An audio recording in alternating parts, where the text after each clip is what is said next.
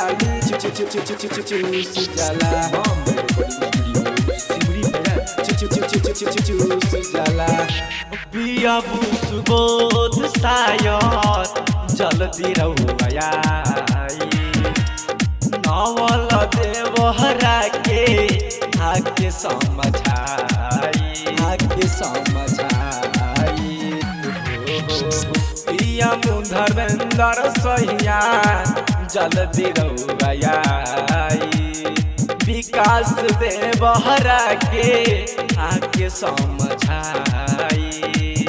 माने नहीं बात नहीं केहू के बुझे नहीं दोपहर सैया घर में घुसेला बंद के बार किली ठोक जला बंद के बार किली तोड़ जला सैया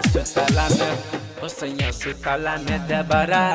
घुस जला यार होठवा के लाली चूस जला सैया सुतला में दबरा घुस जला अरे होठवा के लाली चूस जला स्टूडियो सिमरी बजाए।